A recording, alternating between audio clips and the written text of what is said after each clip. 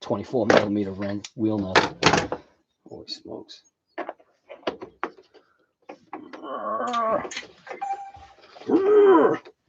Holy. Oh, God. This thing is cranked on here. Wow, I literally cannot break that free. Holy crap. Gonna need an impact gun to get that wheel off. I know. You want to get like a, looks like Becker's a little stuck over here.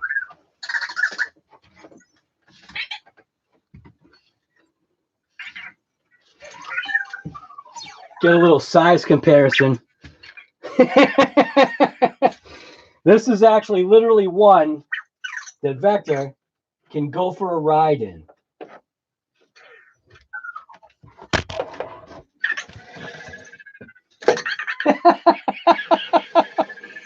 He's confused.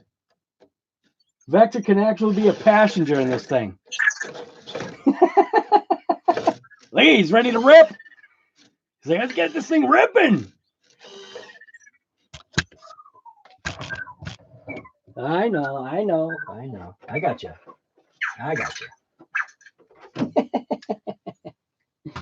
Oh my God. Ooh, I cannot believe it. I actually cannot break that free. Wow. You can actually literally see the stress on the plastic. I don't know how wheel nuts on, man, but you can actually see there's like a little bit of a white stress on the wheels, it looks like. They're probably Loctited too. Not that I need to take off the wheels, but I kind of wanted to have a look.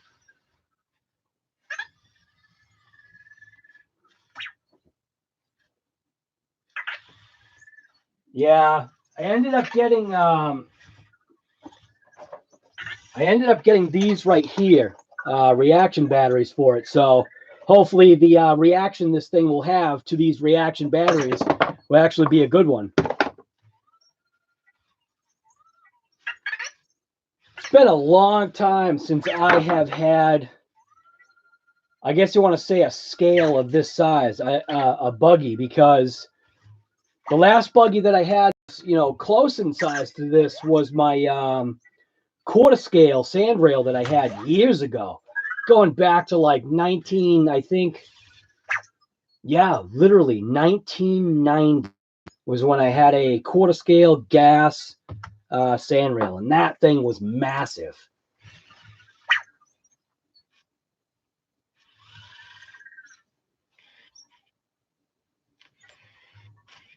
Do some what? Reachers? Oh, you got the same color too? Yeah. I don't know. I kind of have a, I guess I kind of have a thing. So obviously I got it. I got its little brother right here. And with the way this thing handles, man, if this handles as well as the DB Pro, this is going to be a win. The only thing that maybe we might be coming across with a little bit of problem with this thing is obviously where the heck do you run it? I've got some large open spaces, but those large open spaces are usually, you know, for my 1/7 scale Hyper MT, which is right up there. Right now, this is a little bit out of commission. And obviously, you know, you got the UDR right up there at the top. You got the TRMT 8. But man, this definitely takes this to a whole new level.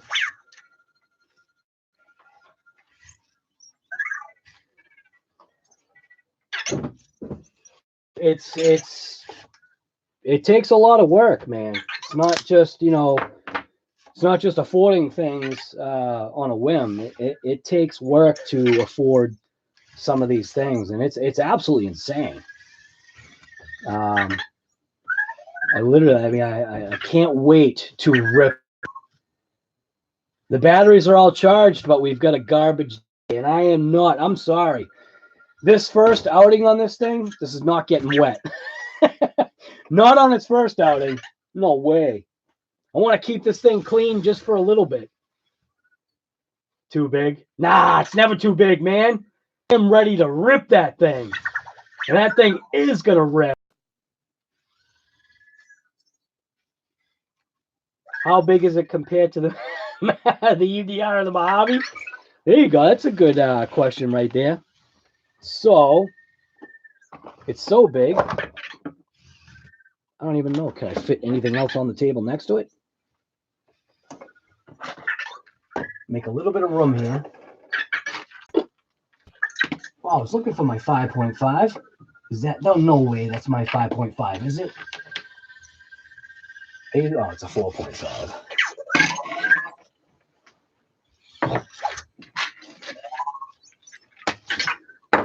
Make a little bit of room here.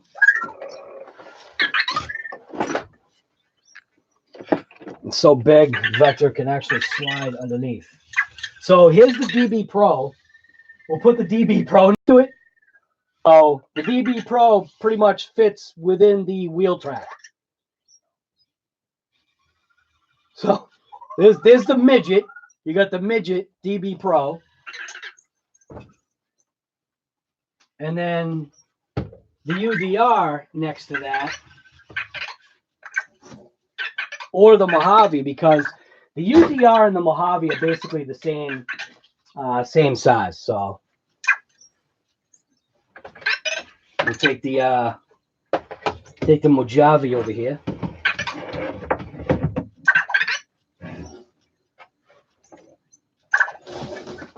So here's the Mojave.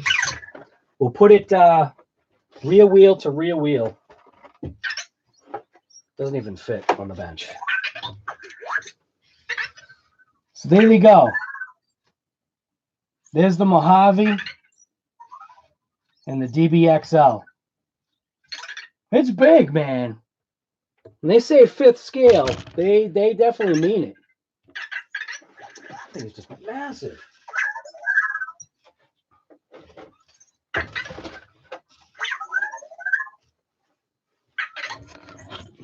Vector's checking it out.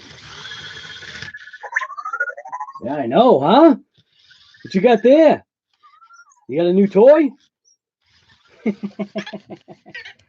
But I didn't even realize. So I actually thought these were stickers, the Fox emblems or logos on the shocks. They're actually laser etched. So the shock caps are actually laser etched. And the light bar, I mean, the light bar almost looks like one of those rigid style light bars. The thing is just, literally, the thing is insanely massive. Like I was saying, you got enough room for passengers in here. And I thought, here, check this out. This is actually pretty cool. The get you in here. The ESC actually pokes through the inside of the, I guess you want to say, interior. And then there's a hole on the opposite side. So let me spin this thing around. There's a hole on the opposite side for, God, I actually gotta weigh this thing. But there's a hole on the opposite side to where the switch is. See it right there? There's the switch, the on-off switch. So you can access it actually without taking the pins off of the body, which is kind of cool. Oh my God. But we'll crack it open too.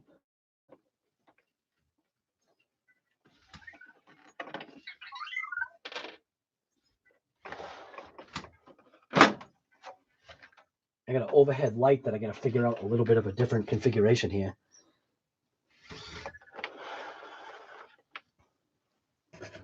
When you look at the size of those shocks, man, I'm going to take the camera off of there so I can kind of move it around. So everything is like, I don't want to say everything, but it actually has dust boots on the shock shafts. It has inner and outer dust boots actually on the CVs. So you've got an inner dust boot right there.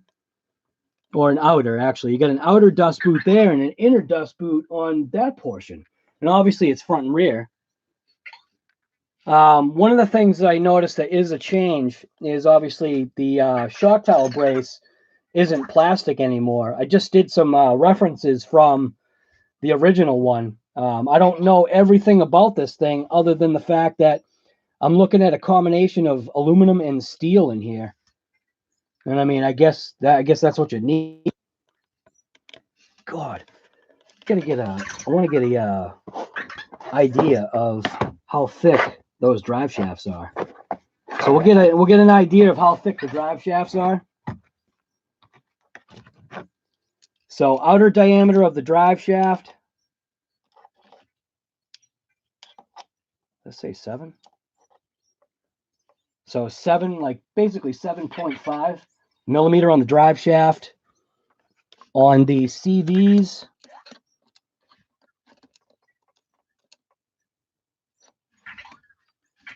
nah, that can't be right. Are you serious? There's no way.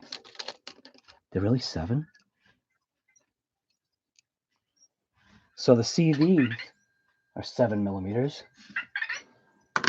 Almost want to peel back one of these boots. I'm going to peel back one of the boots on the actual shock. See what we're looking at for size.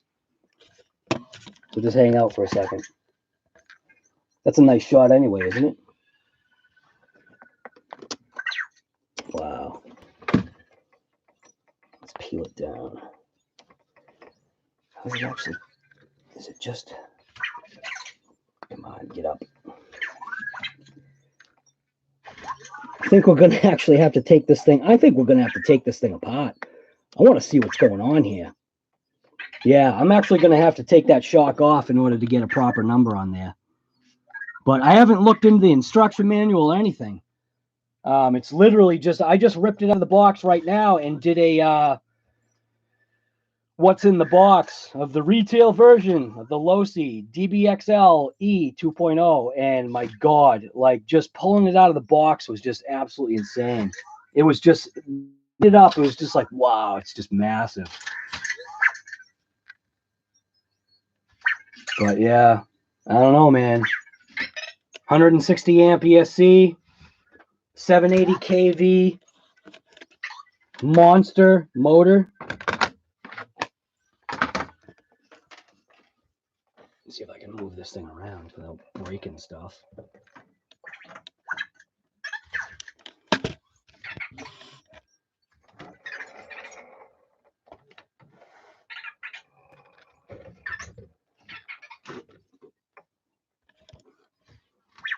So there you go.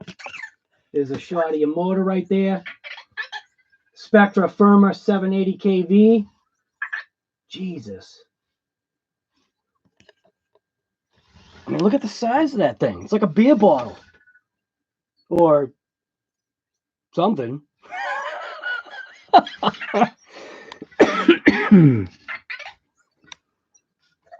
So this is actually a steel brace inside of here. It's a steel brace that's actually bolted to the aluminum, which is pretty cool. Black anodized aluminum. The we'll get a look at the front shock tower. See what we're looking at for thickness on that. Come on, camera, cut my way.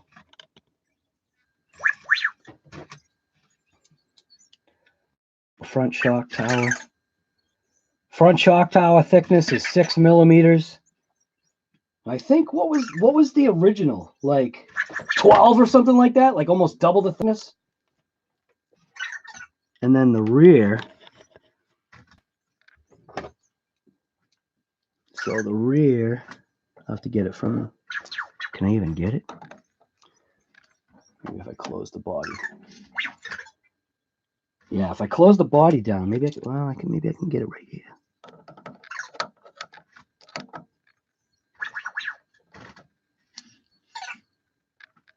So yeah, the rear is also 7. I think it's 7. Did I get it on a taper?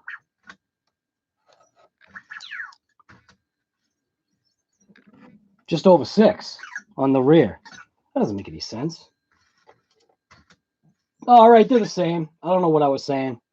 6.23 millimeters for both the front and rear shock towers. Just everything on this, obviously, the scale of everything is just going to be so massive. It's got nice hold downs for the wiring for the light kit, you know, for the light bar that goes right there. That's actually kind of cool. I wonder if they're using stainless steel fasteners here. I don't have a magnet on me right now. But just the sheer massiveness of everything. Look at that. Even a dust boot on the drive shaft. So you got a dust boot on the forward drive shaft going into the front diff. Same thing on the rear. Another dust boot on the back going into the rear differential. Making these zippy ties look just mini. Just obviously, you know. I mean, something that's a scale size like this, like literally everything is going to be scaled up and just beastly. It's just, I'm going to have to enlist the drone to get some proper footage of this because there is no way. There's no way. How can you? I mean, yeah, you can get like the slow-mo oncoming and leaving shots, but I don't know, man. This thing is awesome.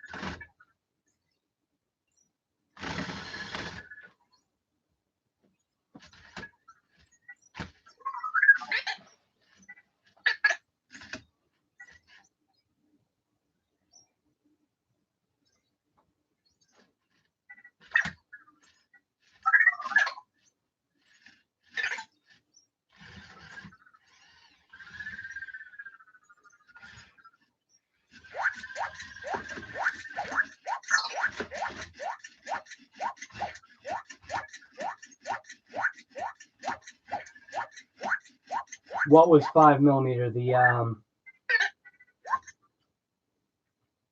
The shock towers? 6.23, I think it was.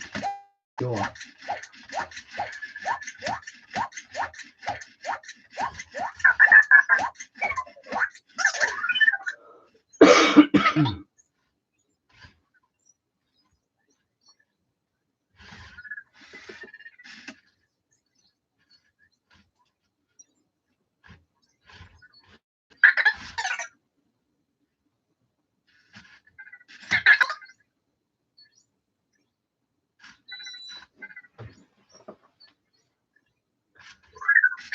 What RC car steering?